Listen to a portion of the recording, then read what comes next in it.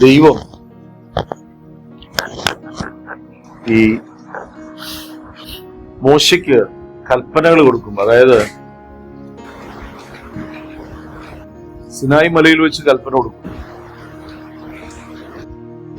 അതേ സിനായി മലയിൽ വെച്ചിട്ടാണ് മനുഷ്യരാശിയുടെ ആരംഭം മുതൽ,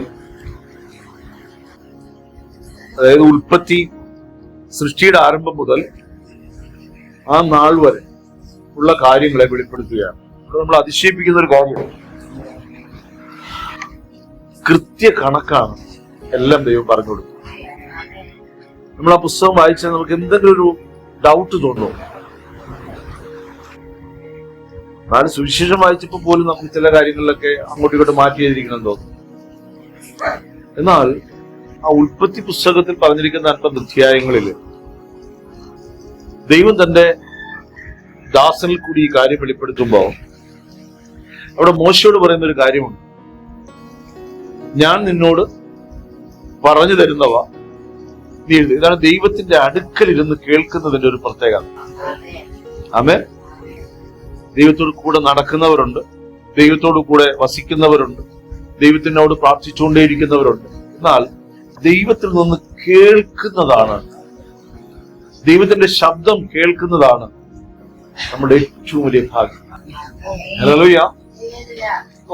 തോന്നലുകളും ചിന്തകളും പലവിധ വ്യാപാരങ്ങളിലും നമ്മൾ ദൈവത്തിന്റെ ആത്മാവ് നമ്മളോട് ഇടപെട്ടു എന്നൊക്കെ നമ്മൾ പറയുമ്പോൾ തന്നെ ദൈവം ലൈവ്ലി ഡയറക്ട്ലി ഒരു മനുഷ്യനോട് സംസാരിക്കുമോ? സംസാരിക്കും.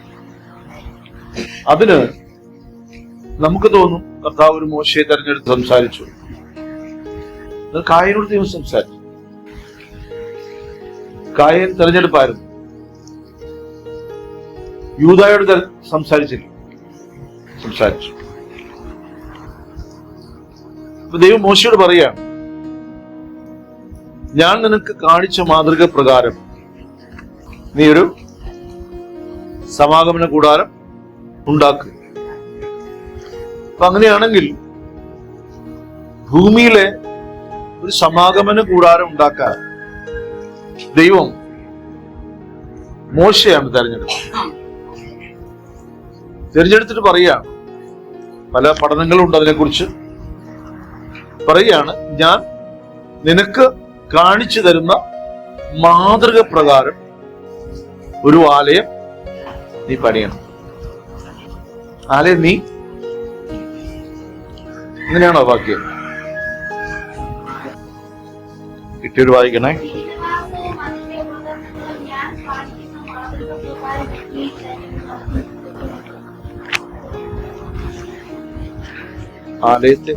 ആലയമായിട്ടല്ല പറയുന്നത്, തിരുനിവാസമായിട്ടാണ്. ആലയമാനി തന്നെ ഡൗട്ട്. 25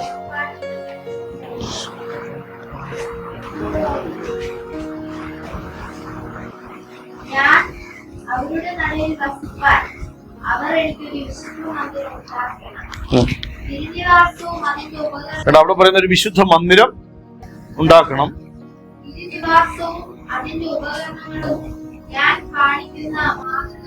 ഞാൻ അവരോടുകൂടെ ഇരിക്കാനല്ല നടക്കാനെന്നാ പറഞ്ഞു. ഞാൻ അവരോടുകൂടെ വായിച്ചഭാഗം അവരോടുകൂടെ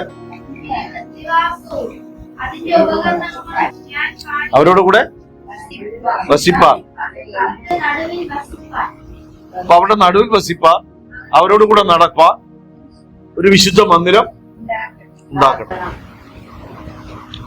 ഹല്ലേലൂയ. അപ്പൊ അങ്ങനെയാണെങ്കിൽ ഇതിന്റെ പൊരുൾ എവിടെയുണ്ട്? സ്വർഗത്തിൽ ഇതിന്റെ പൊരുള് ഉണ്ട്.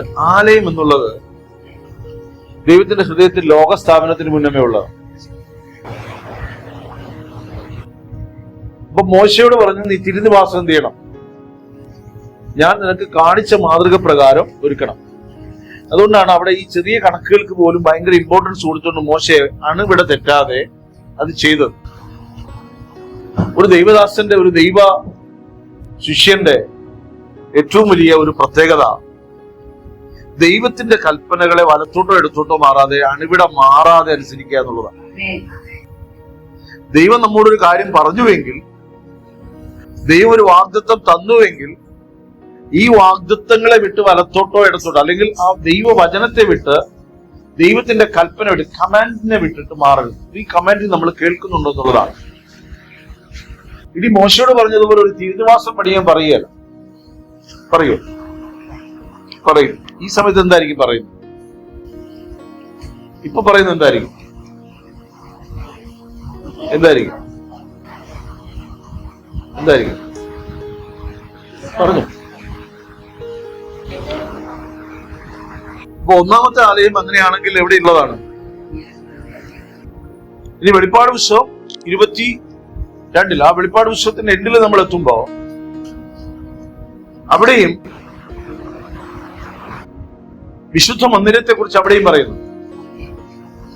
21, 20, 21 വിശുദ്ധ മന്ദിരത്തെ കുറിച്ച് അവിടെ പറയുന്നു. ആ മന്ദിരം ആരെന്ന് പറയുന്നു? ആ മന്ദിരം ആരെന്ന് പറയുന്നു? 21 ഒരാഴ്ച.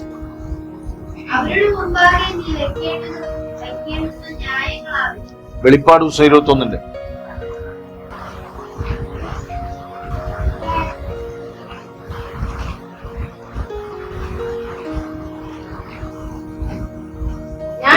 ആകാശവും പുതിയ ഭൂമിയും കണ്ടു. ഒന്നാമത്തെ ആകാശവും ഒന്നാമത്തെ ഭൂമിയും കഴിഞ്ഞുപോയി, ഒഴിഞ്ഞുപോയി. സമുദ്രവും ഇനിയില്ല. പുതിയ യെരൂശലേം എന്ന വിശുദ്ധ നഗരം കർത്താവിനായി അലങ്കരിച്ചിട്ടുള്ള മണവാട്ടിയെ പോലെ ഒരുങ്ങി സ്വർഗ്ഗത്തിൽ നിന്ന് ദൈവസന്നിധിയിൽ നിന്ന് തന്നെ ഇറങ്ങുന്നത് ഞാൻ കണ്ടു. പുതിയ യെരൂശലേം ഒരു ആലയത്തെ കുറിച്ച് വീണ്ടും പറയുകയാണ്. ഇറങ്ങുന്നത് കണ്ടു. സിംഹാസനത്തിൽ നിന്ന് ഒരു മഹാശബ്ദം പറയുന്നതായി ഞാൻ കേട്ടത്, ഇതാ മനുഷ്യരോട് കൂടെ ദൈവത്തിന്റെ കൂടാരം, അവൻ അവരോട് കൂടെ വസിക്കും, അവർ അവന്റെ ജനമായിരിക്കും. ദൈവം താൻ അവരുടെ ദൈവമായും അവരോട് കൂടെ ഇരിക്കും. കണ്ണുനീരെല്ലാം തുടച്ചുകളയും. അടുത്ത മരണമില്ല, ദുഃഖവും മുറവിളിയുമില്ല, കഷ്ടത ഇനിയില്ല, കഴിഞ്ഞുപോയി. ഞാൻ പുതുതാക്കുന്നു. അടുത്ത് അടുത്ത്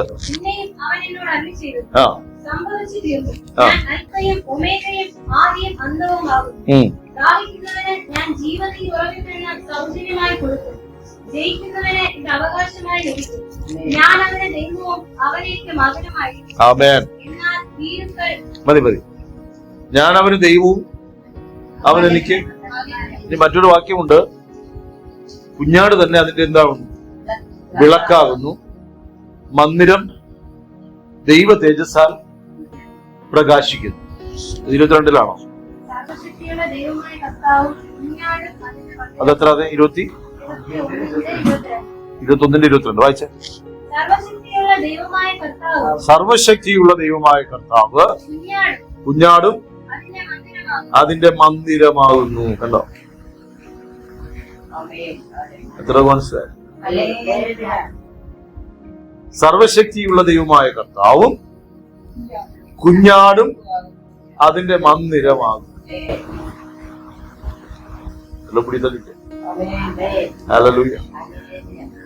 കുഞ്ഞാടിന്റെ വിരുന്നിനായി ക്ഷണിക്കപ്പെട്ടവർ ഭാഗ്യവാന്മാർ. ദൈവത്തിന്റെ ഹൃദയത്തിന്റെ ആ മന്ദിരത്തിൽ ഒരു കുഞ്ഞാടുണ്ട്. അതിനെ മന്ദിരമാക്കി മാറ്റുവാൻ, എന്നെയും നിന്നെയും മന്ദിരമാക്കി മാറ്റുവാൻ ദൈവം വിളിച്ചിരിക്കും. ആമേൻ. ഇപ്പൊ ഒന്നാമത്തെ മോശയോട് പറയുമ്പോ മാതൃക അവിടെയുണ്ട്. നമ്മൾ 21 വായിച്ചു. അപ്പോഴും അതിന്റെ പൊരുൾ വെളിപ്പെടുത്തി വെച്ചിരിക്കുക ദൈവം. വീണ്ടും പറയുന്ന ഒരു മന്ദിരത്തെ കുറിച്ച് പറയുന്നു. ഉൽപ്പത്തിയിൽ ആരംഭിച്ച് പിന്നീട് വെളിപ്പാട് തീരുമ്പോൾ ഈ സമാഗം ദൈവത്തിന് വസിപ്പാൻ ഒരു മന്ദിരം ഉണ്ട്. ആമേൻ. ഹല്ലേലൂയ. എന്നിട്ട് പറയുന്നു ദൈവം തന്നെ മന്ദിരമാണ്. ഈ സമാഗമന കൂടാരം ഒരുക്കുമ്പോ മോശയോട് പറഞ്ഞ ഒരളവ് മോശ എന്ത് ചെയ്തില്ല, തെറ്റിച്ചില്ല. അന്ന് വല്ലതും ഉണ്ടോ, പൈസ ഉണ്ടോ, പൈസ കുറവാണോ, അല്ലെങ്കിൽ ഇന്നത് ചെയ്യാൻ പറ്റുമോ, ഇന്നത് ചെയ്യാൻ പറ്റില്ലേ, ഇതൊന്നും നോക്കിയില്ല. ആരാണോ കൽപ്പന കൊടുത്തത്, ആ കൽപ്പന കൊടുത്ത ദൈവം അതിന് വേണ്ടതെല്ലാം ഒരുക്കിയിരുന്നു. ആമേൻ. നോഹയോട് പെട്ടകം പണിയാൻ പറഞ്ഞപ്പോ പെട്ടകം പണിക്കാനുള്ള തടിയും എല്ലാം എവിടെ തന്നെ ഉണ്ട്? പണിയേണ്ടതാരാ? നോഹയെ പണിയാനാണ് ഏൽപ്പിച്ചത്, പ്രസംഗിപ്പാനാണ് ഏൽപ്പിച്ചത്. പ്രസംഗിപ്പാൻ ഏൽപ്പിച്ചവൻ പ്രസംഗിക്കണം, പണിയാൻ ഏൽപ്പിച്ചവൻ പണിയണം. ആരുടെ ഹിതപ്രകാരം? ദൈവഹിതപ്രകാരം പണിയണം. അപ്പൊ നമ്മൾ നോക്കിക്കഴിഞ്ഞാൽ, അപ്പോ ഒന്നാമത്തത് ദൈവത്തിന്റെ സന്നിധിയിൽ ഇരിക്കുന്ന മാതൃകയാണെങ്കിൽ, രണ്ടാമത് അതിനെ വെളിപ്പെടുത്തി കൊടുത്തു, സമാഗമന കൂടാരം. ഇങ്ങനെ നമ്മൾ കണക്ക് വെച്ച് നോക്കുമ്പോ പിന്നെ ഒരു ആലയം പണിത് ആരാ? ശലോമനാണ് പണിത്. ശലോമൻ പണിത ആലയം മോറിയ മലയുടെ ഏറ്റവും ഉയരമുള്ള, അതായത് അബ്രഹാം ഇസാക്കിനെ യാഗം കഴിപ്പിച്ച ആ സ്ഥലത്താണ്. ആ സ്ഥലം ആ മോറിയ മലയിലാണ് ഈ ശലോമൻ ദേവാലയം പണിയുന്നത്. ശലോമൻ ദേവാലയം പണിയുമ്പോൾ ശലോമനോട് ദൈവം പറയുന്ന ഒരു കാര്യമുണ്ട്: എനിക്ക് യാഗം ഒരുക്കുവാൻ നീ പണിത ആലയം, നീ പണിത ആലയത്തിൽ എനിക്ക് യാഗം ഒരുക്കുവാൻ. നീ പണിത ആലയത്തിൽ എനിക്ക്, നീ പണിത ആലയത്തിൽ ഞാൻ പണിതെന്ന് പറഞ്ഞില്ല. നീ പണിത ആലയത്തിൽ യാഗം ഒരുക്കുവാൻ. അത് യാഗം അർപ്പിക്കാൻ വേണ്ടി ഒരു ആലയമായി ശലോമൻ പണിത്. എത്ര മനസ്സിലായി? ശലോമന്റെ ആലയം കഴിഞ്ഞ് പിന്നെ ആലയം നശിപ്പിക്കപ്പെട്ടു. പിന്നെ നമ്മൾ നോക്കുമ്പോൾ സെരുബാബേലിന്റെ നേതൃത്വത്തിൽ ഇസ്രായേൽ നെഹമ്യാവും ഒക്കെ ചേർന്നുകൊണ്ട് അപ്പോഴൊരു ആലയം പണി അവിടെ നടക്കും. ഈ ആലയം പണിയൊക്കെ വളരെ ഫാസ്റ്റ് ആയിട്ട് നടന്നു. കാരണം കോരഹ് സഹായിച്ചു, വേണ്ടതെല്ലാം വന്നു. അപ്പോഴും എതിർപ്പുണ്ടായിരുന്നു, എങ്കിലും ആലയം പണി നടന്നു. ഇപ്പൊ സെരുബാബേലിന്റെ ആലയം കഴിഞ്ഞു, വീണ്ടും നശിപ്പിക്കപ്പെട്ടു. പിന്നെ ആരാലയം പണിയുന്നു? പിന്നെ ആരാലയം പിന്നീട് ആലയം പണിയുന്നത് ഹെരോദാവാണ്. ഹെരോദാവിന്റെ കാലത്താണ്, അതായത് നെബൂഖദ്നേസറിന്റെ കാലത്ത് തകർക്കപ്പെട്ടു, സെരുബാബേലിന്റെ കാലത്ത് അത് ഉയർത്തി, വീണ്ടും അത് തകർക്കപ്പെട്ടു. അശൂർ സാമ്രാജ്യത്തിന്റെ ഇതുണ്ടായിരുന്നു, തകർക്കപ്പെട്ടു. പിന്നെ ആലയം പണിയുന്നത് ഹെരോദാവാണ്. ഹെരോദാവിന്റെ കാലത്ത് 47 വർഷം കൊണ്ട്, 46-47 വർഷം കൊണ്ടാണ് ഈ ആലയം പണിതത്. 40 എന്നുള്ളത് ഭയങ്കര ഒരു കണക്കാണ്. 46-47 വർഷം കൊണ്ട് ഈ ആലയം പണിതു. ചരിത്രം പറയുന്നത് ശലോമന്റെ ആലയത്തെക്കാൾ പ്രൗഢിയായിരുന്നു. സമ്പത്ത് കുറവായിരുന്നു, ശലോമന്റെ ആലയത്തെക്കാൾ പ്രൗഢിയായിരുന്നു. ഹെരോദാവ് ഏറ്റവും ദുഷ്ടനായ ഒരു ഭരണാധികാരിയാണ്. പക്ഷേ ഈ ആലയം പണിയിൽ ഒന്നും കുറച്ചു. ഈ ആലയത്തെ നോക്കിയിട്ടാണ് കർത്താവ് പറഞ്ഞത്, കല്ല് കല്ലിന്മേൽ ശേഷിക്കാതെ ഇത് നശിച്ചു. നല്ല മനസ്സിലാവുന്നുണ്ട്? ഭൂമിയിൽ നമ്മൾ പണിയുന്ന പലതും കല്ല് കല്ലിന്മേൽ ശേഷിക്കാതെ നശിച്ചു പോകും. നമ്മൾ പണിയുന്ന പലതും, പണിതുയർത്തുന്ന പലതും, ദൈവത്തിന് എന്ന വണ്ണം നമ്മൾ കാട്ടിക്കൂട്ടുന്ന പലതും ദൈവഹിതപ്രകാരമല്ലാത്തതാണെങ്കിൽ പലതും. ആമേൻ.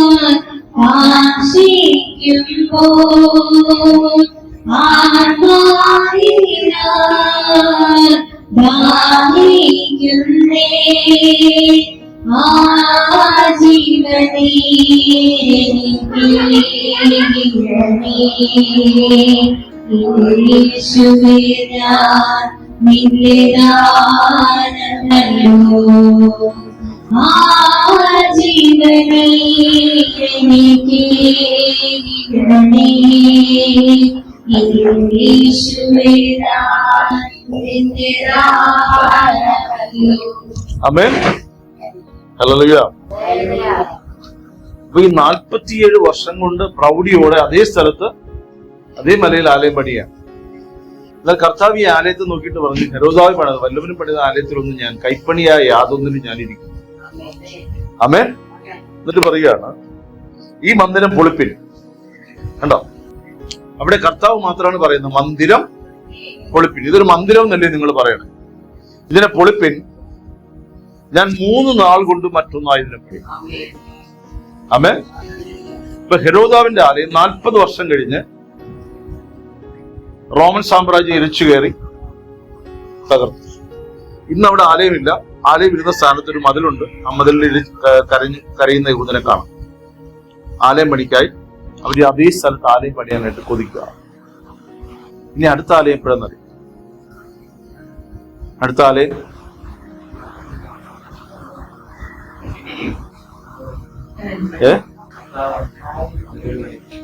കർത്താവ് അതിനിടയ്ക്ക് ഒരു ആലയം. ഒരു വാക്കെടുത്ത് വായിക്കും. ഞാൻ എന്റെ സഭയെ പണി.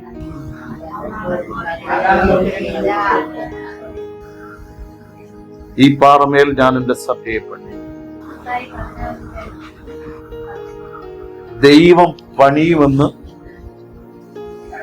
പറഞ്ഞ ഒരേ ഒരു മന്ദിരമാണ്. ഹല്ലേലൂയ. ഞാൻ എന്റെ സഭയെ പണിയും. ഇപ്പൊ ദൈവത്തിന്റെ ഒരു പണി ഇതിനകത്തുണ്ട്. ഹല്ലേലൂയ. ഇപ്പൊ ഈ മോശെ ദൈവത്തെ അനുസരിച്ചു. പലരും ഹിതപ്രകാരം അത് ചെയ്യാൻ ഇച്ചിരിയൊക്കെ സ്ട്രെയിൻ കൊടുത്താൽ ദൈവത്തിന്റെ മന്ദിരമാക്കി കുഞ്ഞാടിന്റെ വിളക്കായി തന്റെ ശരീരമെന്ന സഭയെ ദൈവം പണിയുമെന്ന് പറഞ്ഞിരിക്കുന്നത്. ആരും മനസ്സിലാവുന്നുണ്ട്? യേശു പറയുകയാണ്, എന്റെ ശരീരമാകുന്ന സഭയെ ഞാൻ നിന്നെ പണിയും. നിന്നെ ഇനി പുറത്ത് മാറ്റി വെച്ചിട്ടൊരു പണിയല്ല, നീ തേജസ്സിനോട് ചേർന്ന് തേജസ്സായി മാറണം. ഹല്ലേലൂയ. നിന്നാമത്താലും നിൻ വചനത്താലും ഞാൻ തേജസ്സായി മാറിയിടുമേ. ഹല്ലേലൂയ. ആ വാക്യം വായിച്ചോട്ടെ. എത്രാമത്തേതാ? ഏതിന്റെ 16, 18? മത്തായി 16:18 പറയുന്നു, ഈ പാറമേൽ ഞാൻ എന്റെ സഭയെ പണിയും. മനുഷ്യ, നിന്റെ അകത്ത് ക്രിസ്തു എന്ന പാറയിട്ട് അതിന്മേൽ ക്രിസ്തു തന്നെ പണിയും. ഈ 4 സുവിശേഷങ്ങളിലും കർത്താവ് ശക്തമായി വെളിപ്പെടുത്തുന്ന ഒരു കാര്യം ഇതാണ്. എന്റെ സഭയെ, എന്റെ ശരീരമേ, നിന്നെ ചേർക്കാൻ ഞാൻ വരുമ്പോ നീ എന്റെ സഭയായി തന്നെ ഇരുന്നു കൊള്ളണം. മണവാട്ടി എന്നൊക്കെ വിളിക്കുമ്പോ പറയാണ്, നിന്നെ ഞാൻ പണിയും, നിന്നെ വല്ലവരും പണിയേല, എന്റെ പണിയായി നീ മാറാൻ പോവുകയാണ്. ഹല്ലേലൂയ. കുശവന്റെ കയ്യിലെ കൈപ്പണിയായി മാറുന്നത് പോലെ ദൈവം തന്റെ സഭയെ പണിയുന്ന കാര്യത്തെ കുറിച്ച് പറയുകയാണ്. ദൈവം തന്റെ ആലയത്തെ പണിയുന്ന കാര്യത്തെ കുറിച്ച് പറയുകയാണ്. ദൈവത്തിന് വസിപ്പാൻ യോഗ്യമായി. അതുകൊണ്ടാണ് പലപ്പോഴും നമുക്ക്, ഞാൻ നാളുകളായി ചോദിച്ചൊരു ചോദ്യത്തിന്റെ ഉത്തരം ദൈവത്തിന്റെ ആത്മാവ് ഇടപെട്ടതായി പറയുന്നത്. പലപ്പോഴും നമുക്ക് ചോദിക്കും, ദൈവം ഇങ്ങനെ ഇടപെട്ടാ മതിയോ? ദൈവം ഇങ്ങനെ എന്തുകൊണ്ടാണ് നീ മൗനമായിരിക്കുന്നത്? ചോദ്യമല്ലേ? എന്തുകൊണ്ടാണ് നീ മൗനമായിരിക്കുന്നത്? ഇങ്ങനെ ചോദിച്ച എത്ര പേരുണ്ട്? എന്തിനാ മക്കളെ നീ അത് ചോദിച്ചത്? എന്തിനാ മോളെ ചോദിച്ചത്?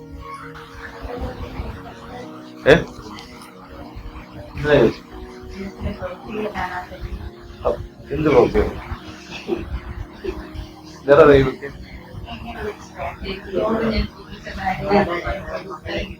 എന്താ ചോദിച്ചത്? അതാ ചോദിച്ചു. എന്താ ചോദിച്ചു? എന്തായിരുന്നു ആ പ്രാർത്ഥന? അത് മാറി, വഴി മാറി. എന്തിന് എന്നോട് ഈ ചതി ചെയ്യണം എന്നല്ല.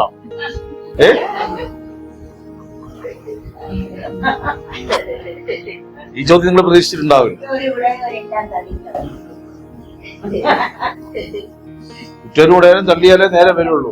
അവര് വിളിച്ചു കഴിഞ്ഞാൽ പിന്നെ ആ പോക്കല്ലേ. ദൈവം വിളിച്ച് ദൈവത്തിന്റെ പുറകെ പോകണം. അപ്പോഴീ തള്ളിയവരൊക്കെ എന്ത് ചെയ്യും? പുറകെ വരും. നമ്മൾ അവരുടെ പുറകെ പോയി കഴിഞ്ഞാൽ അവര് വീണ്ടും ചവിട്ടും. ദൈവം വിളിച്ചെങ്കിൽ ആരുടെ പുറകെ പോകണം?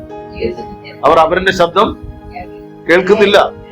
അവൻ വേറത്തെ വിളിക്കുന്ന ശുശു ഇന്ന് ചന്തയിൽ ഒന്ന് ഒപ്പിടെന്ന് പറഞ്ഞാൽ ഓടിപ്പോവില്ല. ദൈവത്തോട് ചോദിക്കുക, അപ്പൊ നിനക്ക് ഹിതമാണോ പോണോ? അതാണ് ഓടിപ്പോയി ബ്ലിങ്കസ് അടിച്ച് പറഞ്ഞത്. മനസ്സിലായോ? വിളിച്ച ദൈവം ആരാണ്? വിശ്വസ്തനാ. എല്ലാരും വിളിച്ചതിനോട് പറയാണ്, നമ്മൾ പറയാണ്, നിന്റെ ഹിതപ്രകാരം എന്നെ നടത്തണം എന്നാണൊക്കെ പറഞ്ഞ് പാട്ടിൽ വരാറുണ്ട്. നിന്റെ ഹിതപ്രകാരം എന്നെ പണിയണം. നമ്മൾ പലപ്പോഴും വൈകുന്നത് എന്തെന്ന് ചോദിച്ചെന്തിനാന്ന് അറിയാമോ? ഇന്ന് തീയതി 12 ഈ 12-ാം തീയതി നടക്കേണ്ടുന്ന കാര്യം 13-ാം തീയതി നടന്നിട്ട് വല്ല കാര്യമുണ്ടോ? ഇന്ന് റിസൾട്ട് വരുമപ്പ, നാളെ ജെത്തിയപ്പ, ഇന്നത് കൊതിയപ്പ. ഇങ്ങനെ ഭൗതികമായ പലവിധ കാര്യങ്ങളിലും നമ്മളുടെ പ്രാർത്ഥനകൾ കിടക്കുന്നു. എന്നാൽ ആരെങ്കിലും ചോദിച്ചോ, കർത്താവേ, നമ്മൾ പറയുന്ന കേട്ടു, എന്നോട് മിണ്ടാത്തത് എന്താണ്? എന്നോട് മിണ്ടാത്തത് എന്താണ്? മക്കളെ, നിന്നോട് മിണ്ടിയത് നീ ഒന്ന് എഴുതി വെച്ചാൽ എഴുതിത്തരിച്ചു. അത് കൊതിയാണപ്പാ. അപ്പൊ ദൈവം, നമ്മൾ ദൈവത്തോട് ഈ പറയുന്ന നീ മൗനമായിരിക്കുന്നത് എന്ത് എന്ന് പറയുന്നതൊക്കെ നമ്മുടെ ജീവിതത്തിനകത്ത് സമ്പത്ത് വെളിപ്പെടാത്തത് എന്ത്, ഞെരുക്കങ്ങൾ എന്ത്, ഉയർന്ന ജോലി വരാത്തത് എന്ത്, വീട് പണിയാത്തത് എന്ത്, വസ്തു വിൽക്കാത്തത് എന്ത്, സൗഖ്യമാകാത്തത് എന്ത്? ഇതൊക്കെയല്ലേ നമ്മുടെ ആവശ്യം. നമ്മൾ വൈകുന്നെന്ന് പറഞ്ഞ് ദൈവത്തോട് പരാതി പലപ്പോഴും ഇങ്ങനെ പറയാറ്, ദൈവമേ, നീ എന്നെ എന്ത് ചെയ്തില്ല, വേണ്ടവണ്ണം സൗഖ്യമാക്കിയില്ല, എന്നെ സൗഖ്യമാക്കാൻ പറ്റാത്ത നീ എന്തിന്? വിശാജ് ദയവായിട്ട് ചോദിച്ചാളെ, വിശാജ് നമ്മളോട് ചോദിപ്പിച്ചാളെ. നമ്മൾ പറഞ്ഞു, കർത്താവേ, നിന്റെ ഹൃദയപ്രകാരം ഒരു ആലയമാക്കി മാറ്റണമെന്ന് എന്തെങ്കിലും പ്രാർത്ഥിച്ചു? നീ വസിപ്പാൻ ഒത്തവണ്ണം എന്നെ ഒന്ന് പണിയണമെന്ന് പ്രാർത്ഥിച്ചിട്ടുണ്ട്? വാ, ഒരു വെളിപ്പാടായി പറഞ്ഞുകൊണ്ടിരിക്കണേ. കർത്താവ്, നീ വസിപ്പാൻ തക്കവണ്ണം, അതാ ഞാൻ ചോദിച്ചേ.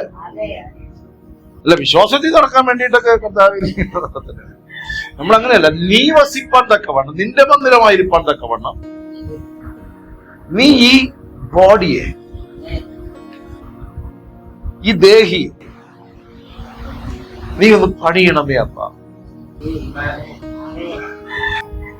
നിന്റെ മേൽ ഞാൻ എന്റെ സഭയെ പണിയുമെന്ന കർത്താവ്. ഇതിന്റെ ആ വാക്ക് കണ്ടോ? ഇനി ഏൽപ്പിക്കാൻ മോശത്തിന് വേറെ ആരുമില്ല. ഒരു അപ്പോസ്തലൻ വരികയില്ല പണിയാൻ. പണി ദൈവത്തിൻ്റെതാണ്. അതുകൊണ്ടാ പറഞ്ഞ തിരുവെഴുത്തുകളെല്ലാം തന്നു കഴിഞ്ഞു.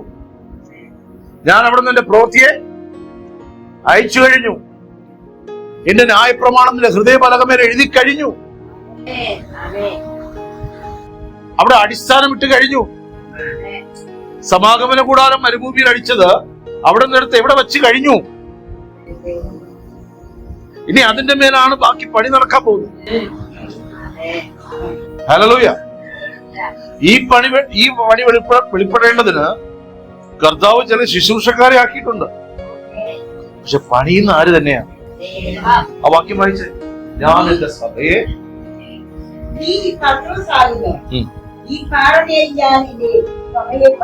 എന്റെ സഭ, കണ്ടോ, എന്റെ സഭയെ, എന്റെ ആലയം, എന്റെ മന്ദിരം, എന്റെ മന്ദിരത്തെ കുറിച്ചുള്ള എരിവ്, എന്റെ ആലയത്തെ കുറിച്ചുള്ള എരിവ് കണ്ടോ. എന്റെ ജനം, എന്റെ മക്കൾ, എന്റെ പുത്രൻ, സ്വന്തം പുത്രൻ, എന്റെ സഭ, ഞാൻ പണിയുന്ന ആലയം. എന്താ നിങ്ങൾ എനിക്ക് വേണ്ടി ഒരുക്കുന്ന ആലയം ഏത് വിധം? അത് നമ്മൾ കഴിഞ്ഞ ആഴ്ച ഇട്ടതാ.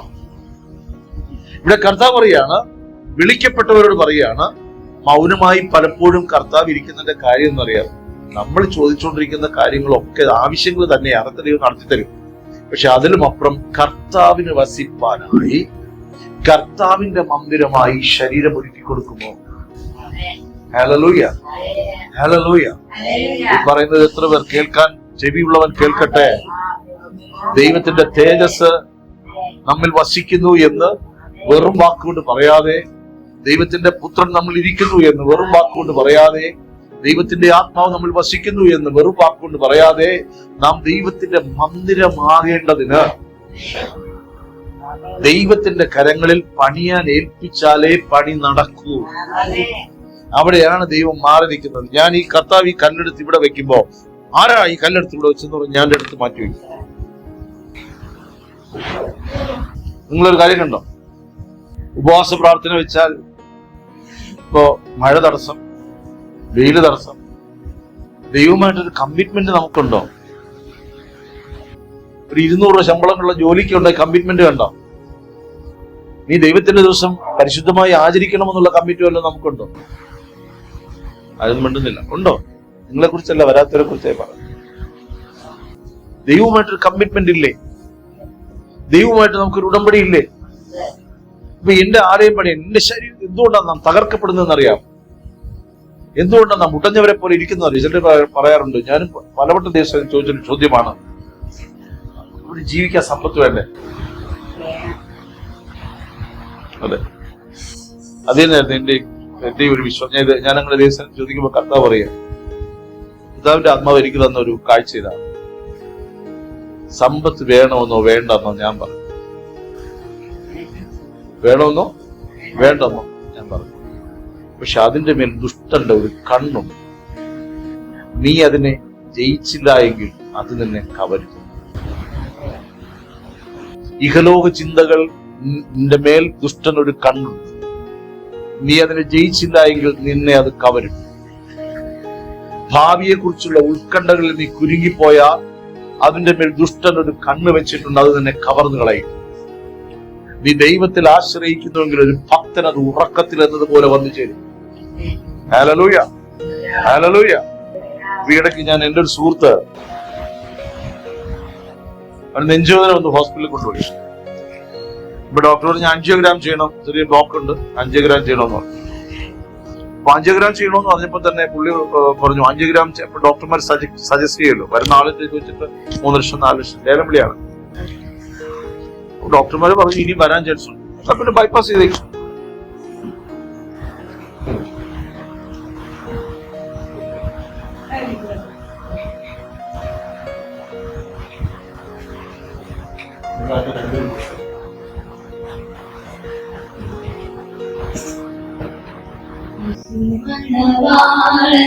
നമ്മെ ചേർക്കുവാൻ മധ്യവാനിൽ വിളിക്കിടുവാൻ യേശു മണവാളൻ നമ്മെ ചേർക്കുവാൻ മധ്യവാനിൽ വിളിക്കിടുവാൻ കാലം ആസന്നമായി പ്രിയരേ ഒരുങ്ങാം വിശുദ്ധിയോടെ കാലം ആസന്നമായി പ്രിയരേ ഒരുങ്ങാം വിശുദ്ധിയോടെ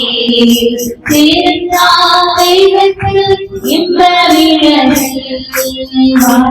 വാഴുന്നാളിൽ പ്രിയൻ മുഖം ചേരുന്ന ദൈവത്തിൽ ഇമ്പവിടലിൽ കാണുന്ന നാളിൽ പ്രിയൻ മുഖം യോഗദുഃഖങ്ങളും മരണമതും തെല്ലും നീ ഭയപ്പെടാതെ യോഗദുഃഖങ്ങളും മരണമതും തെല്ലും നീ ഭയപ്പെടാതെ ദേഹം മണ്ണോടു ചേർന്നാലും രൂപാന്തരം പ്രാപിക്കും ദേഹം മണ്ണോടു ചേർന്നാലും രൂപാന്തരം പ്രാപിക്കും ചേരുന്ന വേഗത്തിൽ ഇമ്പവിടലിൽ കാണുന്ന നാളിൽ പ്രിയൻ മുഖം ചേരുന്ന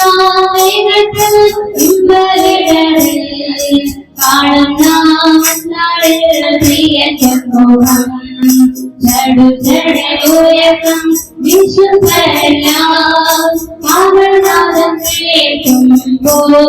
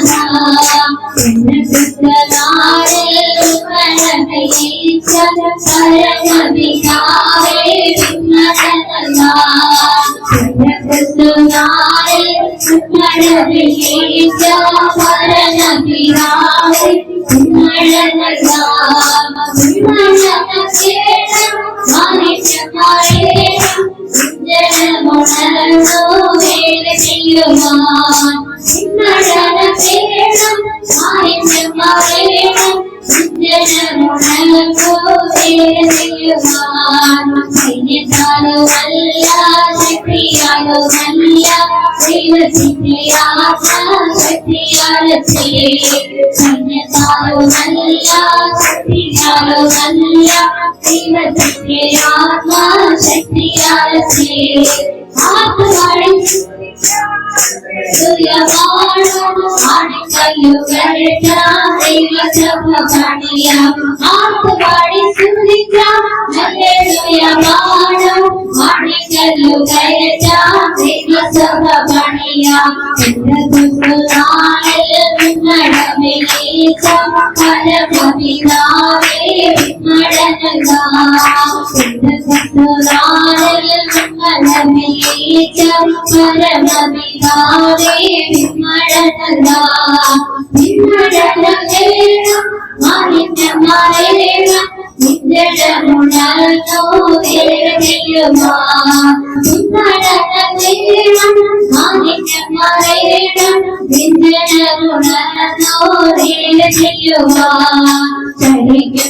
എല്ലാ പ്രാണികളും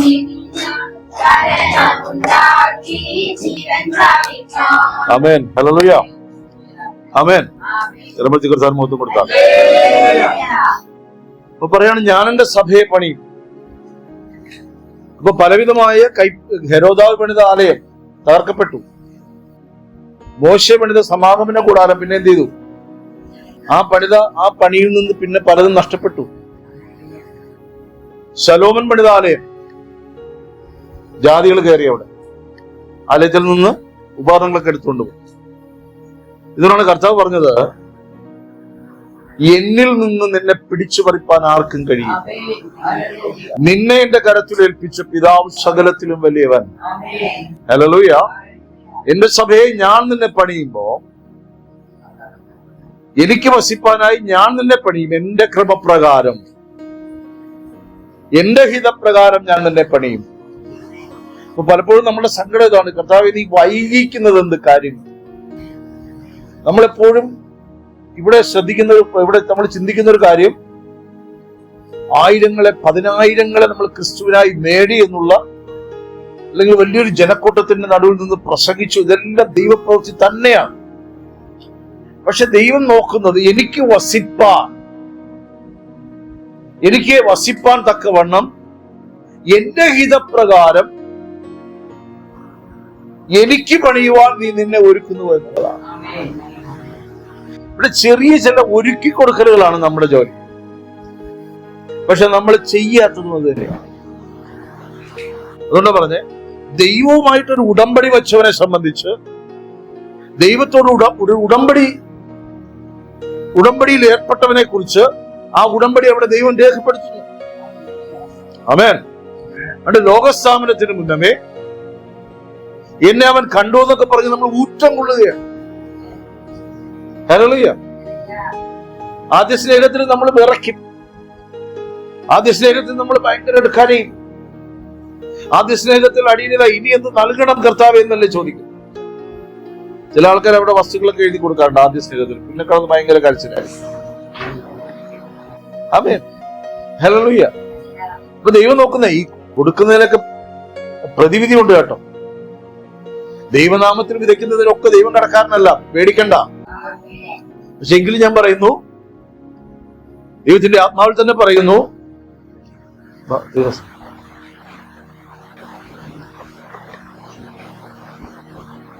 ദൈവത്തിന്റെ ആത്മാവിൽ തന്നെ പറയുന്നു, കർത്താവ് തന്നെ എന്നെ പണിയാൻ അതൊരു ഒരു ഒരു എന്താ പറയാ, ഒരു ഇന്റിമസി ലവിൽ തന്നെ ആ പണി നടക്കണം. ഹല്ലേലൂയ. നമ്മുടെ അനുവാദം കൂടാതെ നമ്മുടെ ഒരു കാര്യത്തിനും കർത്താവ് തൊടുകയില്ല, അതറിയാം. അതുകൊണ്ടാണ് പലതും നമ്മൾ അനുഭവിക്കാതിരിക്കുന്നത്. ഹല്ലേലൂയ. വചനം നിന്നെ കേൾപ്പിച്ചിട്ട് ഞാൻ നിന്റെ സക്കായിയുടെ വീട്ടിൽ ദൈവം ചെന്നു. പക്ഷെ സക്കായി വിരുന്നൊരുക്കിയ സക്കായിയ, ജനത്തെ വിളിച്ചു കൂട്ടിയ സക്കായിയ, തീരുമാനമെടുത്ത സക്കായിയ. സക്കായിയാണ് പറഞ്ഞത് ഞാൻ വാങ്ങിയതൊക്കെ കൊടുക്കും, 4 ഇരട്ടിയായിട്ട് കൊടുക്കും. യേശു പറഞ്ഞില്ല. യേശു പറയാണ്, നിന്നെ ഞാൻ പണിയേണ്ടതിന് എന്റെ സഭയെ നിന്നെ ഞാൻ പണിയും. പാതാള ഗോപുരങ്ങൾ എന്റെ പണിയെ തകർക്കാൻ എത്ര വന്നാലും നടക്കുകയില്ല. അതുകൊണ്ട് ദൈവഹിതപ്രകാരം നിൽക്കുന്നവന്റെ മേൽ, ദൈവവചനപ്രകാരം നിൽക്കുന്നവന്റെ മേൽ ദുഷ്ടന് ഒരധികാരവും ഇല്ല. ദൈവം തനിക്കായി വേർതിരിച്ച മണ്ണിന്റെ മേൽ, നമ്മൾ പറയാറുണ്ട് പിശാചിനോട് ബന്ധിച്ച് തകർത്തൊക്കെ വെച്ചിരിക്കുന്നു. വെറുതെ പറഞ്ഞു രസിക്കുക, അത്രയേ ഉള്ളൂ. ദൈവം ദൈവത്തിന്റെ മന്ദിരമായി, ദൈവത്തിന്റെ മകനായി, ദൈവത്തിന്റെ ജനമായി ഒരുത്തനെ തെരഞ്ഞെടുത്തു എങ്കിൽ കർത്താവ് ആഗ്രഹിക്കുന്നത് പണി ആരംഭിക്കാമോ? പണി തുടങ്ങാമോ? ഇപ്പൊ നമ്മൾ ഒരേ സിമെന്റ് വന്നിട്ടില്ല, പണി തുടങ്ങാമോ? മേശിരി വന്നിട്ടില്ല. നമ്മൾ പറയും ഈ 12-ാം തീയതി കൂടെ ഒരു എക്സാം ഉണ്ട്, അത് കഴിഞ്ഞ് ഞാൻ ഫ്രീ ആണ്. ശരിയല്ലേ? അല്ലെങ്കിൽ നമ്മൾ പറയും മോളുടെ കല്യാണം കഴിഞ്ഞിട്ട് ഞാൻ ആയിട്ടില്ല, ടൈം ആയിട്ടില്ല. പല ദേവദാസന്മാർ എന്നോട് പറഞ്ഞു, ജില്ല ചാടിക്കളയരുതേ എന്ന് പറഞ്ഞു. ഫാൻ ഓഫ് ചെയ്യണം. യേശുവിനെ അത് ഞാനിങ്ങനെ എരിവിൽ നിൽക്കുന്ന സമയത്ത് ചാടിക്കളയല്ലേ എന്ന് പറഞ്ഞു. അന്ന് ചാടി എത്ര രൂപ കടം കുറഞ്ഞിരിക്കുവായിരുന്നു. ഹല്ലേലൂയ. കർത്താവ് ഞാൻ തന്നെ പണിയട്ടെ, വെയിറ്റ്. അപ്പനോട് ഞാൻ അനുവാദം ചോദിക്കട്ടെ, ഞാൻ തന്നെ പണിയട്ടെ, വെയിറ്റ്. അടക്കിയിട്ട് വരാം. ഒരുത്തൻ പറഞ്ഞു ഞാൻ നിന്റെ പുറകെ വരാം, നീ ഒരുങ്ങിയിട്ട്.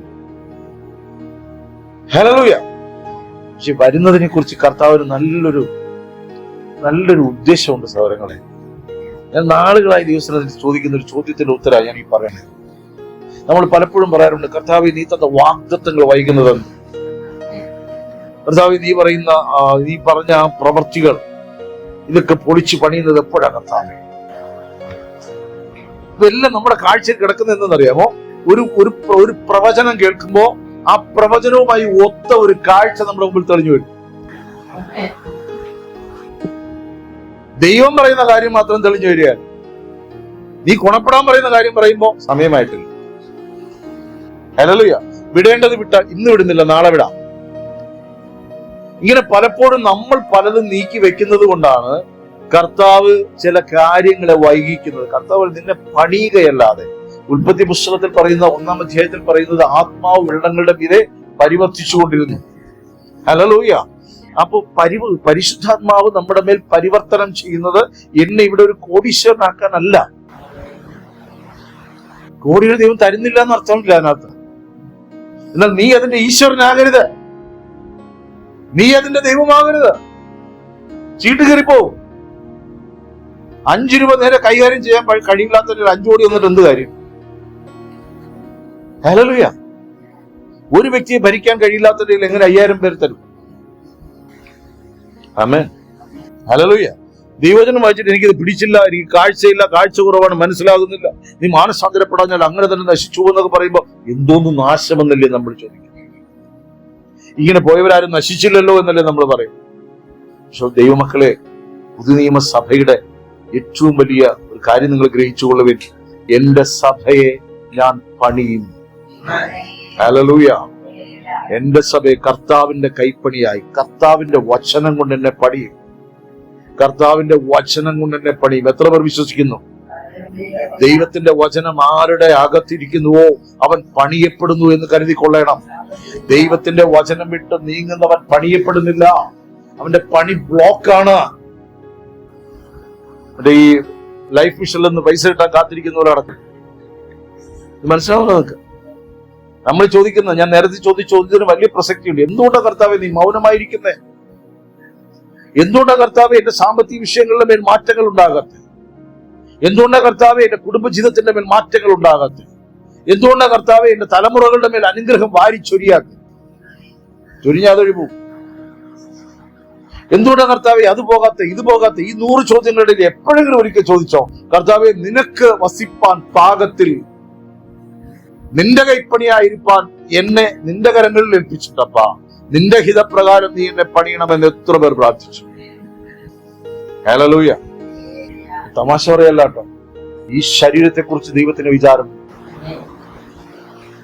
ഈ ശരീരത്തെ കുറിച്ച്, ഈ മന്ദിരത്തെ കുറിച്ച് ദൈവത്തിന് വിചാരമുണ്ട്. ഈ ദേഹിയെ കുറിച്ചൊരു വിചാരമുണ്ട്. ഹല്ലേലൂയ. എന്റെ ജീവനെ കുറിച്ചൊരു വിചാരമുണ്ട് എന്റെ കർത്താവിന്. പറയാ, നിന്നെ ഞാൻ എനിക്കായി ഓർത്തിരിച്ചിരിക്കുന്നു. സങ്കീർത്തനം 4:3. നിന്നെ ഞാൻ എനിക്കായി, യഹോവ തന്റെ ഭക്തനെ തനിക്കായി ഓർത്തിരിച്ചിരിക്കുന്നു. ആമേൻ. തനിക്കായി ഓർത്തിരിച്ചതിന്റെ മേൽ ദൈവത്തിനൊരു പ്രവൃത്തി ഉള്ളത് വിശ്വസിപ്പേൻ. ഇതുകൊണ്ടാണ് കർത്താവ് പറഞ്ഞത്, പിശാചിന്റെ പ്രവൃത്തികളെ അഴിപ്പാൻ ദൈവപുത്രൻ എന്ത് ചെയ്തു? ഇറങ്ങി വന്നു. അവൻ ഈ പണി കൊണ്ട് എവിടെ വരത്തുള്ളൂ? ഹല്ലേലൂയ. നമ്മുടെ ഈ 18 വർഷമായി കൂലിയെ ബന്ധിച്ചിരുന്ന എന്നൊക്കെ പറഞ്ഞ് നമ്മൾ ഭവനങ്ങളിൽ പോയി സുവിശേഷം പറഞ്ഞ് അവിടെ സ്വാതന്ത്ര്യം കൊടുത്തു കഴിഞ്ഞിട്ട് പിന്നെ ഒരു പണിയുണ്ട് അവിടെ. പിന്നെ ഒരു പണിയുണ്ട് ദൈവമക്കളെ. രക്ഷിക്കപ്പെട്ടവന്റെ മേൽ പിന്നൊരു പണിയുണ്ട്. എത്ര വിശ്വസിക്കുന്നു? ആ പണി ദൈവത്തിന്റെ പണിയാണ്. ജോർജിന്റെ മകനായിരുന്ന എന്റെ കാലം കഴിഞ്ഞു. ഇനി ഞാൻ ദൈവത്തിന്റെ മകനായ ഒരു പണിയുണ്ട്. കർത്താവിന് പണിയാൻ 3 ദിവസം മതി. നമ്മൾ 30 ആണ്ടായാലും എന്ത് ചെയ്യത്തില്ല. പടി ഇങ്ങനെ ചതച്ച് ചതച്ച് ചതച്ച് എല്ലാം വെയിറ്റ് ഞാൻ നേരെ ഇരുന്നോട്ടെ, ഞാൻ നിന്നോട്ടെ, ചാഞ്ഞോട്ടെ, ഇങ്ങനെ പറഞ്ഞു പറഞ്ഞ് നമ്മൾ നിസ്സാര കാര്യങ്ങൾക്ക് വേണ്ടിയിട്ടല്ലേ പലപ്പോഴും ദൈവത്തിന്റെ പണിയെ വൈകിപ്പിക്കുന്നത്. ഇന്നിപ്പോ മഴ പെയ്തെന്ന് പറഞ്ഞിട്ടേ എത്ര പേർക്ക് മൂവ്മെന്റ് നടന്നില്ല. ഭയങ്കര മഴയായിരുന്നു എന്നാ പറഞ്ഞു. ഭയങ്കര മഴ. കേരളത്തിൽ 6 മാസം മഴയാണ്. വല്ലതും നടക്കുമോ? തീറ്റ കുറയോ? 6 മാസം ദൈവം പട്ടിണി കൊടുത്താൽ സീനൊന്ന് ആലോചിച്ചു. അപ്പോഴും പ്രാക്കാർക്ക് തന്നെ പോകും. എന്റെ വിഷയം അതല്ല, അറിയോ? ഇപ്പോ നമ്മൾ ആദ്യം കണ്ട സ്വർഗത്തിലെ കൂടാരം, സമാഗമന കൂടാരം, ശലോമിന്റെ കൂടാരം, സെരുബാബേലിന്റെ കൂടാരം, ഹെരോദാവിന്റെ കാലത്തെ കൂടാരം, 6ാമത്തത് സഭയുടെ പണിയാണ്. ഹല്ലേലൂയ. ഇവിടെയാണ് കർത്താവ് പറഞ്ഞ് എന്റെ സ്വസ്ഥതയിൽ എന്റെ സഭ പ്രവേശിക്കും. എന്റെ ആരുടെ ഉള്ളിൽ ഇരിക്കുന്നുവോ, ആരുടെ ഉള്ളിൽ ദൈവത്തിന് സ്ഥാനം കൊടുക്കുന്നുവോ, ദൈവ പ്രവർത്തിക്കായി ഏൽപ്പിച്ചു കൊടുക്കുന്നുവോ അവനെ ദൈവം പഠിക്കും. എത്ര വിശ്വസിക്കുന്നു? വാഗ്ദത്തങ്ങൾ തന്ന ദൈവം വിശ്വസ്തനാണ്. ശരിയല്ലേ? ആമേൻ. പക്ഷെ ഒരു കാര്യം കൂടെ ശ്രദ്ധിക്കണം. ദൈവമേ അതെങ്ങനെ നീ ചെയ്യും ചോദിച്ചോ. ദൈവമേ നീ അതെങ്ങനെ പണിയും? നമ്മൾ ചോദിച്ചിട്ടുണ്ട്. ഞാൻ ചോദിക്കാറുണ്ട്, കർത്താവ് ഇതെല്ലാം പൊളിച്ച് കർത്താവ് പണിയെ പറഞ്ഞു. ഞാൻ ചോദിക്കാറുണ്ട്, കർത്താവ് എങ്ങനെയാ കർത്താവ്? സത്യമായിട്ട് ചോദിക്കാറുണ്ട്. അപ്പൊ ഇന്നിറക്കും. എങ്ങനെയാ കർത്താവ് ഒന്നിറക്കുന്നത്? നമുക്ക് 100 സംശയങ്ങളാ സഹോദരങ്ങൾ. എന്നാൽ ദൈവം ചോദിക്കുന്ന ഇതൊന്നുമല്ല. നിന്റെ ഹൃദയത്തിനകത്ത് വേണ്ടാതെ നടക്കുന്ന ചില കാര്യങ്ങൾ മാറ്റിയാലേ എനിക്കൊരു പണി നടത്താൻ പറ്റും. നിന്നെ ഒരു പ്രദർശനമാക്കേണ്ടതിന് എന്റെ ശക്തി നിന്റെ മേൽ. ആ വാക്യം ഒന്ന് വായിച്ച ദിനവൃത്താന്ത പുസ്തകം.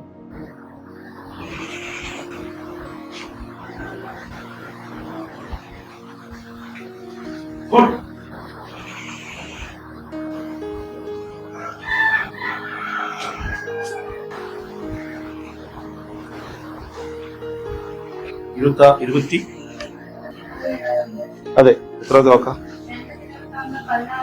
16:9. 2 ദിനവൃത്താന്തം 16:9. യഹോവയുടെ കണ്ണ് തങ്ങൾ ഏകാഗ്രചിത്തന്മാരായിരിക്കുന്നവർക്ക് വേണ്ടി തന്നെത്താൻ. ആമേൻ. ദൈവത്തിന്റെ ശക്തി ദൈവം പ്രദർശിപ്പിക്കുന്നത് തന്റെ മന്ദിരത്തിലാണ്. ഹല്ലേലൂയ.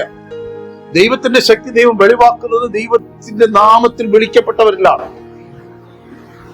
അവിടെ പറയാണ് ദൈവത്തിന്റെ ശക്തി തന്റെ ബലത്തെ കാണിക്കേണ്ടതിന് ഊടാടിക്കൊണ്ടിരിക്കുന്നു. എത്ര പേർ വിശ്വസിക്കുന്നു? കർത്താവെ നിന്റെ ശക്തി എന്റെ മേൽ കാണിക്കേണ്ടതിന് കർത്താവ് കുതിക്കുന്നു. നമ്മൾ ചോദിച്ചുകൊണ്ടിരിക്കുന്ന ഈ ലോകത്തിൽ എങ്ങനെ മുന്നോട്ട് പോകാന്നുള്ളതാണ്. ആമേൻ. അതുകൊണ്ട് കർത്താവ് പറയും, നിങ്ങൾ ആദ്യം എന്റെ രാജ്യവും നീതിയും അന്വേഷിക്കുമ്പോ നിങ്ങൾക്ക് വേണ്ടതൊക്കെ നൽകും. 127 സങ്കീർത്തനത്തിന്റെ 2-ാം വാക്യം വായിച്ചിട്ട്. 127 സങ്കീർത്തനം 2-ാം വാക്യം.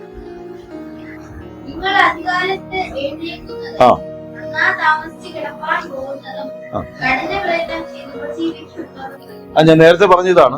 അവനെ കൊണ്ട് 5 ഗ്രാമിന് കയറ്റി.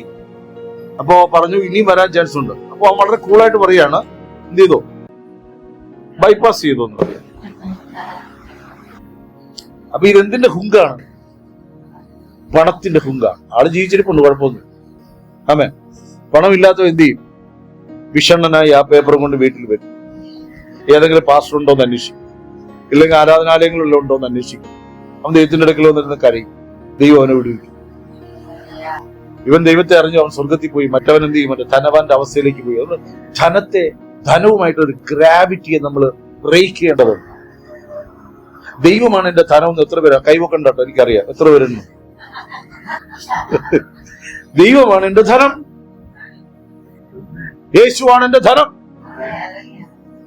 മതിലിന്റെ അപ്പുറത്ത്, ഈ മതിലിന്റെ അപ്പുറത്തൊന്നും ഒരാള് ചാടി ഇപ്പുറത്ത് കയറണം, നിൽക്കുവാണ് ദൈവത്തിന്റെ ധനമൊക്കെ പോണ പോക്ക്. ഹല്ലേലൂയ. നമ്മൾ എന്തെങ്കിലും ആരെങ്കിലും കവർന്നെടുത്തോണ്ട് പോണം, അപ്പോഴേ നമ്മൾ ആരാണ്. ഹല്ലേലൂയ. ദൈവമാണ് എന്റെ ധനമെന്ന് എണ്ണണമെങ്കിൽ നിശ്ചയമായിട്ടും ദൈവത്തിന് പണി ഞാൻ ഏൽപ്പിച്ചു കൊടുക്കണം. ഞാൻ ആ ഭാഗം പറഞ്ഞോടെ വിടുകയാണ്. ഇപ്പൊ ഈ ആലയം പണി നടന്നില്ല എങ്കിൽ അടുത്ത പണി നടക്കുകയല്ല. ഈ സഭ പണിയപ്പെട്ടില്ല എങ്കിൽ സഭ ചേർത്തുകൊള്ളപ്പെടില്ല. ഹല്ലേലൂയ. എന്റെ സഭയെ ചേർത്തുകൊള്ളുവാൻ ഞാൻ വരുമെന്നല്ലയോ വചനം. ആമേൻ. അപ്പൊ ഞാൻ പണിത് അതാത് സ്ഥലങ്ങളിൽ, ഈ ലോകത്തിന്റെ പല ഭാഗങ്ങളിൽ, അതുകൊണ്ട് യെരൂശലേം ദേവാലയം തകർക്കപ്പെട്ടപ്പോ ഈ ശമര്യക്കാരി പറയുന്ന ഒരു കാര്യമുണ്ട്, പിന്നെ മശിഹ വരുമെന്നും മശിഹ വന്ന് സകലതും അറിയിച്ചു തരുമെന്നും ഞാൻ വിശ്വസിക്കും. അത് അവള് വിശ്വസിച്ചു, അവള് പ്രാപിച്ചത്. യഹൂദന്മാർ ഇതുവരെ വിശ്വസിച്ചില്ല, ശാസ്ത്രിമാര് വിശ്വസിച്ചില്ല. ഗമാലിയലിന്റെ കൈക്കീഴിലിരുന്ന പൗലോസിന് പോലും ആദ്യം മനസ്സിലായില്ല അത്. എന്നാ ആ പാവം പിടിച്ച ശമര്യക്കാരിക്ക് ഒറ്റ വെളിപ്പാട് അടിച്ചു കയറിയതുണ്ടോ? ആമേൻ. അപ്പൊ അവര് പറയും യെരൂശലേം ദേവാലയം ഷണ്ടന്റെ ആലയത്തിൽ നിന്ന് തിരിച്ചു പോകുമ്പോഴാ ഈ വചനം വായിച്ചിട്ട് ആളെന്ന് കത്തിയത്. ഈ ആലയം ഒരിക്കലും തകർക്കപ്പെടില്ലെന്ന് അവർ എന്നും കാണുമ്പോ പ്രൗഢിയോടെ നിന്നിട്ട് നിങ്ങളുടെ ആലയം ഹെരോദാവിനെ അങ്ങ് പുകഴ്ത്തിയവര്, ദൈവത്തെ പുകഴേണ്ടുന്ന സ്ഥാനത്ത് ഹെരോദാവിനെ പുകഴ്ത്തി. ഹെരോദാവ് കൃമിയടിച്ച് ചേർത്തു. ഈ ആലയത്തെ കുറിച്ച് ഇവരിങ്ങനെ വലത്തോട്ടും ഇടത്തോട്ടും പോകുമ്പോൾ അതാണ് ഒരിക്കൽ പറഞ്ഞത്, ഇത് പൊളിയും, 3 ദിവസം കൊണ്ട് ഞാൻ വേറെ പണിയാന്ന് പറഞ്ഞപ്പോ യേശുവിനെ കല്ലെറിയാൻ എടുത്ത നിലക്കില്ലേ പറഞ്ഞു നടക്കുന്നത്. കർത്താവ് പറയാ എന്റെ സഭയെ നിന്ന് ഞാൻ പണിയും. എന്റെ സഭയോട് കർത്താവിന്റെ ആത്മാവ് പറയുന്നു, കേൾക്കാൻ ചെവിയുള്ളവനോട് പറയുന്നു, നിന്നെ ഞാൻ പണിയും. ഈ പണിയെന്ന് പറയുമ്പോൾ നമ്മളൊന്ന് സൂക്ഷ്മമായിട്ട് ശ്രദ്ധിക്കണേ. കർത്താവിന്റെ പണി വളരെ വളരെ നീറ്റാണ്, നീറ്റ് ആൻഡ് ക്ലീനാണ്. നമ്മുടെ ആരുടെ അനാവശ്യ കരച്ചിലുകളൊന്നും അവിടെ എത്തത്തില്ല. നമ്മുടെ ആവശ്യമില്ലാത്ത നിലവിളികൾ അവിടെ എത്തത്തില്ല. ഒന്നാം തരം ഡോക്ടറായിരിക്കും ചില സമയത്ത് കർത്താവ്. ഹല്ലേലൂയ. Good healer. നിങ്ങൾ കണ്ടിട്ടുണ്ടോ? ഈ ജാതികളുടെ ദൈവപ്രവൃത്തി വ്യാപരിക്കുന്നതിന്റെ 4-1 അംശം ദൈവസഭയ്ക്കകത്ത് ദൈവമക്കളുടെ മേൽ വ്യാപരിക്കാൻ കണ്ടിട്ടില്ല. ശരിയല്ലേ? ശരിയല്ലേ? കാരണം അവർക്ക് അവിടെ സൗഖ്യം മതി. ഇവിടെ പണിയാ നടക്കുന്നത്, ഇവിടെ അടിസ്ഥാനമായിട്ടുള്ള പണിയാ നടക്കുന്നത്. ദൈവവചനം വിട്ട് മാറുന്നവന് അത്ര എളുപ്പത്തിൽ കർത്താവ് എന്ത് ചെയ്യത്തില്ല. നീ ക്രമപ്പെട്, നീ ഗുണപ്പെട്. നിനക്ക് കർത്തൃമേശ വെച്ചിട്ടുണ്ട്, കർത്താവിന്റെ മേശയിൽ കൈ നീട്ടണം. ക്രമം തെറ്റി നടക്കരുത്, നിന്നെ നാട്ടുകാർ പണിയും.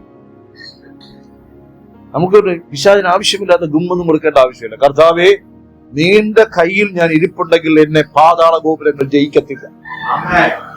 അവര് വന്ന് നോക്കുമ്പോ നീ ഇത്രയേ ഉള്ളൂ കേട്ടോ, അന്ന് നോക്കുമ്പോ കർത്താവിന്റെ കയ്യിലാണ്, മിണ്ടാതെ പോകും. കർത്താവിന്റെ കയ്യിൽ അല്ലയോ എല്ലോ പിശാച് വരുത്തുന്നതാണെന്ന് കരുതരുത്. ഈ മഴ ചിലർ പറയാറുണ്ട്, ഇറങ്ങാൻ നിന്നപ്പോ മഴ പിശാച് കൊണ്ടിട്ടുണ്ട്. എന്നപ്പോ നമ്മൾ സൃഷ്ടി കർത്താവാണ്. ഹല്ലേലൂയ. ഈ മഴയത്ത് നീ കർത്താവിനെ ആരാധിക്കാൻ വരുമോ ഇല്ലയോ എന്നാ കർത്താവ് നോക്കി. കർത്താവിന് മഹത്വം കൊടുത്താൽ ദൈവവചനം കേൾക്കാൻ മനസ്സ് വയ്ക്കുമോ ഇല്ലയോ? കർത്താവ് ഇന്ന് എന്നോട് പറയുന്നത് എന്താണ്? ഒരു കൊച്ചു കുഞ്ഞിനെ പോലെ നിങ്ങൾ കേൾക്കാൻ തയ്യാറുണ്ടെങ്കിൽ ദൈവം സംസാരിക്കും. ഈ മന്ദിരത്തെ പണിയാൻ എത്ര പേര് ഏൽപ്പിക്കും? നിന്റെ കൈനെ, നിന്റെ അവയവങ്ങളെ. സംശയം ഉണ്ടെങ്കിൽ മത്തായിയുടെ സുവിശേഷം 5, 6, 7 അധ്യായങ്ങൾ ഒരു 500 പ്രാവശ്യം വായിക്കും. ഒരു 500 പ്രാവശ്യം വായിക്കും. വേണ്ട, ഒരു 50 പ്രാവശ്യം, 5 പ്രാവശ്യം, 1 പ്രാവശ്യം വായിക്കും.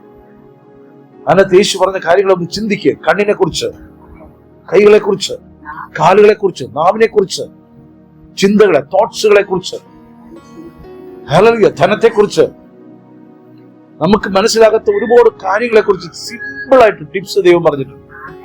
അപ്പൊ നമുക്ക് തോന്നുന്നു എന്നാ പിന്നെ എങ്ങനെ? അതെ, എന്നാ പിന്നെ എങ്ങനെയാണെങ്കിൽ ഇവിടെ വൈകുന്നേ വെയിറ്റ് കർത്താവ് ഒരു കാര്യം കൊണ്ട് എനിക്കൊന്ന് ക്ലാരിറ്റി വരാം. ചില ദൈവത്തെ പരീക്ഷിക്കുന്നുണ്ടല്ലോ, ദൈവമാണോ പറഞ്ഞോ ഇല്ലയോ എന്ന് ഞാൻ നോക്കട്ടെ. ആരാധിക്കാൻ പോവാൻ പിശാച് പറയും, ഉപവസിക്കാൻ പിശാച് പറയും, ഹല്ലേലൂയ, നല്ലത് ചെയ്യാൻ പിശാച് പറയും. പിന്നെ എന്തിനാ നീ വീണ്ടും ദൈവാലോചന കേൾക്കാൻ പോകണം? കുറച്ച് പ്രേമിച്ചു ഞാൻ ദൈവാലോചനയാണെന്ന് അറിയട്ടെ. ദൈവാലോചന പറഞ്ഞു തരും. ഹല്ലേലൂയ. എന്റെ അടുത്ത് ഒരാൾ പറഞ്ഞേ, എന്റെ വസ്തുവിന്റെ അടുത്തുകൂടി ഹൈവേ പോയി പ്രാർത്ഥിച്ചു എന്ന് പറയാം. മുമ്പസിന്റെ വസ്തു ഉണ്ട്, ഹൈവേ പോവാണെങ്കിൽ ഇപ്പൊ കൊടുക്കുന്നില്ല, ഹൈവേ വരുമ്പോ വില കൂടുതൽ ഇട്ടു പറയാൻ പറ്റുമോ? നമ്മൾ കണിയാരല്ല, മന്ത്രവാദിയല്ല, കബഡി നിരത്തി പറയാൻ. ഹല്ലേലൂയ. ദൈവത്തിന്റെ ആത്മാവ് സഭയോട് സംസാരിക്കുന്നതല്ല, ജാതികളോട് സംസാരിക്കുന്നത്. ഇവിടെ അതിലും വലിയ അത്ഭുതങ്ങൾ, ദൈവശക്തിയുടെ പ്രദർശനങ്ങൾ സഭയ്ക്കകത്ത് നടക്കും. ഹല്ലേലൂയ. ഒരു വ്യക്തി ക്രിസ്തുവായി രൂപാന്തരം പ്രാപിക്കും. അവൻ അടി മുതൽ മുടി വരെ ക്രിസ്തുവായി മാറും. എന്നാൽ മാത്രമേ കുഞ്ഞാടിനായി ഒരുക്കിയിരിക്കുന്നിടത്ത് എത്തത്തുള്ളൂ. ഹല്ലേലൂയ. നിങ്ങൾ കണ്ടോ, തന്റെ സഭയെ ചേർത്തുകൊണ്ട് 7ാമത്തെ ആലയം പണി നടക്കും. 1000 ആണ്ട് വാഴ്ചക്കാലത്തേക്ക് യെരൂശലേം വെച്ചുകൊണ്ട് അവിടെ ആരുണ്ടാവും? തന്റെ സഭയോട് ചേർന്ന് അവിടെ ഇരിക്കുന്നു. അവിടെ ഇരിക്കട്ടെ. ഇത് ഇത്രയും പറഞ്ഞ് ഞാൻ കർത്താവിദാസന് ശുശ്രൂഷ കൈമാറാൻ ആഗ്രഹിക്കുന്നു. ആമേൻ. ഈ ആലയം പണിയപ്പെടണോ വേണ്ട? 1000 കുറവുകൾ നമുക്കുണ്ടെങ്കിലും, 1000 പ്രതികൂലങ്ങൾ നമുക്കുണ്ടെങ്കിലും, ഞാൻ കുട്ടരോഗിയാണെങ്കിലും, ഞാൻ ഈ ചെയ്യാത്ത പാപങ്ങളില്ലെങ്കിലും, സകല കുറവുകളും അറിഞ്ഞ് എന്നെ ദൈവം സ്നേഹിച്ചു എന്ന് എത്ര വിശ്വസിക്കും? ദൈവം എന്റെ കുറവുകളെ കണക്കിട്ടിരുന്നു എങ്കിൽ ഇവിടെ നിൽക്കാൻ എന്തെങ്കിലും യോഗ്യത നമുക്കുണ്ട്. ഇങ്ങനെ ഒന്ന് ഇരിക്കാൻ യോഗ്യതയുണ്ട്. നമുക്ക് തോന്നുന്നു, അവൻ വന്നില്ല, ഇവള് വന്നില്ല. നോക്കരുത് ദൈവമക്കളെ. ശിഷ്യൻ മാത്രമേ സ്വർഗത്തിൽ പോകൂ. ഒരു കാര്യം തിരിച്ചറിഞ്ഞോളൂ, ശിഷ്യത്വം സ്വീകരിച്ചവനെ പോകത്തുള്ളൂ. ഈ വിശ്വാസ സമൂഹം എല്ലാം സ്വർഗം അവകാശമാക്കുമെന്ന് കരുത്. അവർക്ക് വരാനൊരു സ്ഥലം അത്രയേ ഉള്ളൂ. അവർ അതിലും അധികം സമയം വ്യാപരിക്കുന്നത് ലോകത്തിലാണ്, ലോക കാര്യങ്ങളിലാണ്. ഇന്നലത്തെ ആക്സിഡന്റ് കണ്ടോ? 30 സെക്കൻഡ് കൊണ്ട് 260 ജീവനുകൾ ഒരു സെക്കൻഡ്, 30 സെക്കൻഡ് കൊണ്ട് പൊലിഞ്ഞു കത്തിക്കരിഞ്ഞു പോകുന്നു. അത് തിരിച്ചറിയണമെങ്കിൽ DNA ടെസ്റ്റ് നടത്തണം. ഇവിടെ സുവിശേഷം പറഞ്ഞ കേൾക്കോ സാർ? എന്താകട്ടെ, ഞാൻ ഇങ്ങനെ കരുതും, എന്റെ കുറവുകളെ കണക്കിടാതെ, എല്ലാവരും ഒന്ന് പറഞ്ഞാട്ടെ, എന്റെ കുറവിനെ കണക്കിടാതെ, എന്റെ ബലഹീനതകളെ കണക്കിടാതെ, എന്നെ സ്നേഹിക്കുന്ന എന്റെ ദൈവമേ, ഇനിയും ഞാൻ അകന്നിരിക്കാതെ നിന്റെ സഭയായി പണിയപ്പെടേണ്ടത് അങ്ങയുടെ കരങ്ങളിൽ എന്നെ സമർപ്പിക്കുന്ന. ഹല്ലേലൂയ. ഈ പറഞ്ഞത് ദൈവം വരവച്ചിട്ടുണ്ടെങ്കിൽ ദൈവം നാളെ മുതൽ പണി തുടങ്ങും. അല്ല, ഇപ്പൊ ഈ നിമിഷം മുതൽ പണി തുടങ്ങും. നാളെ എന്നുള്ളത് കർത്താവിനില്ല. ഇവന് കരുതട്ടെ, ഞാൻ നാളെ നിനക്ക് തരാം എന്നല്ല, ഇപ്പൊ തന്നെ ആരംഭിക്കും. ദൈവം എന്നെ പണിയുമ്പോ പറയും, നിന്റെ കുശുമ്പും നിന്റെ ഈ വർത്തമാനങ്ങളും നിന്റെ നാവിന്റെ മേലുള്ള പരിപാടികളും ഹൃദയത്തിന്റെ ചിന്തകളും ഒക്കെ പരിശോധിക്കപ്പെടും. ഇന്നൊരു കാര്യം കൂടെ പറയാം. നമ്മൾ ശുദ്ധീകരിക്കപ്പെടുമ്പോ ദൈവത്തിന്റെ പണിയുടെ ഒരു കാര്യം ഞാൻ പറഞ്ഞു. ഇപ്പോ ഒരു വേണ്ടാത്തൊരു തോട്ട്സ് നമ്മൾ വന്നിരിക്കട്ടെ. ഈ ലോകത്ത് നാളെ കുറിച്ചൊരു ചിന്ത വന്നു, ഒരു സങ്കടം വന്നു, നാളത്തെ കാര്യത്തെ കുറിച്ചൊരു ഭാരം. ഈ ഭാരം വന്ന സമയത്ത് 3 സംഭാഷണങ്ങളുണ്ടായി. നിന്നോട് ഈ ഭാരം വന്ന നിമിഷം തന്നെ ദൈവം സംസാരിക്കും. ഇത്ര വിശ്വസിക്കും. 2, നിന്റെ ആത്മാവ് സംസാരിക്കും. 3, പിശാച് സംസാരിക്കും. ഇതിന് ഏതിനെയാണോ നീ തിരഞ്ഞെടുക്കുന്നത് വചനവുമായി ലിങ്ക് ആയിരിക്കും. ദൈവവചനം, ദൈവവുമായിട്ടുള്ള സംഭാഷണമാണ് നീ കേൾക്കുന്നുണ്ടെങ്കിൽ, അനുസരിക്കുന്നുണ്ടെങ്കിൽ, അപ്പോൾ തന്നെ ഒരു വചനം ദൈവം പ്രകാശിപ്പിച്ചു തരും. ഇത് വചനം വായിച്ചിട്ടില്ലാത്തവരിൽ പോലും അത് വെളിപ്പെട്ടു വരും. 100% വായിച്ചിട്ടില്ല, പ്രസംഗം കേൾക്കുന്നുണ്ട്, പക്ഷെ അവനൊരു ആഗ്രഹമുണ്ട് ദൈവത്തോട്. അപ്പോൾ പരിശുദ്ധാത്മാവ് അവന്റെ ഉള്ളിൽ പ്രകാശിപ്പിക്കും, നീ അത് ചെയ്യരുത്, നീ പോകണ്ട. എത്ര പേര് വിശ്വസിക്കുന്നു? നീ ആ തിന്മ ചെയ്യരുത്, നീ മനുഷ്യരെ പ്രസാദിപ്പിക്കരുത്, നീ മനുഷ്യർക്ക് വേണ്ടി നീ എന്നെ അകറ്റിക്കളയരുത്, ലോകക്രമത്തിന് വേണ്ടി നീ എന്നിൽ നിന്ന് അകന്നു പോകരുത്. എന്റെ സഭയെ എനിക്ക് നിന്നെ പണിയണം.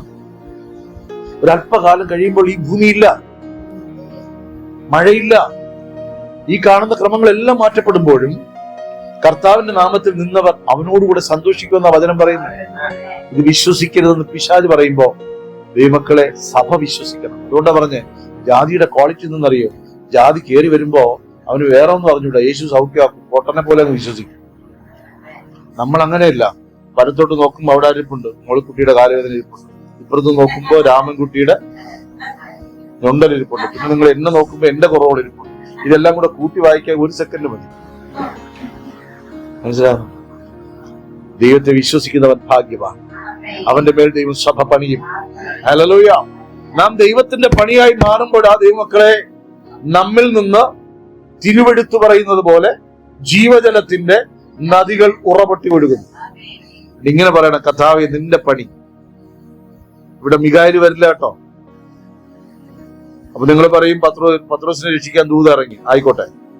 പക്ഷെ എന്നെ പണിയാൻ കർത്താവ് പറഞ്ഞു, ഞാൻ നിന്നെ പണിയുമെന്നാ പറഞ്ഞു. അതുപോലെ സഹോദരൻ, എത്ര പേർക്ക് അത് മതി? എത്ര പേർക്ക് അത് മതി? നാളെ സഭായോഗം വേണ്ട, ഒന്നും വേണ്ടെന്ന് കരുതി പോകാനല്ല ഈ പറയുന്നത്. അങ്ങനെ ചിലരുണ്ട്, നീ പണിയുകയാ സ്തോത്രം കർത്താവേ. ആമേൻ. ആ വാക്യം ഒന്നുകൂടെ വായിച്ചാൽ.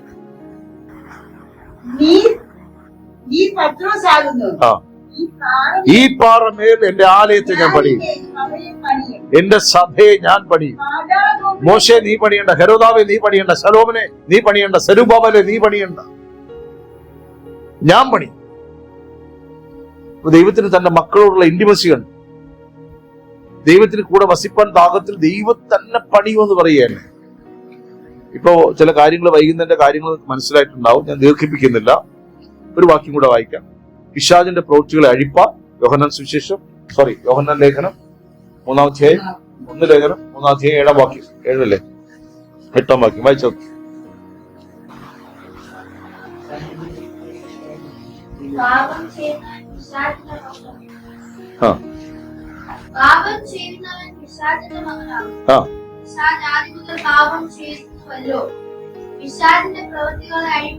പിശാചിന്റെ പ്രവൃത്തികളെ അഴിപ്പാൻ ദൈവപുത്രൻ പ്രത്യക്ഷനാണ്. ആമേൻ. നമ്മളിത് കണ്ടിന്യൂ ചെയ്ത് പോകുന്നതാണ്. നാളെ അത് കണ്ടിന്യൂ ചെയ്യാം. ഒരു കാര്യം ശ്രദ്ധിച്ചോളണം, വളരെ സൂക്ഷ്മമാണത്.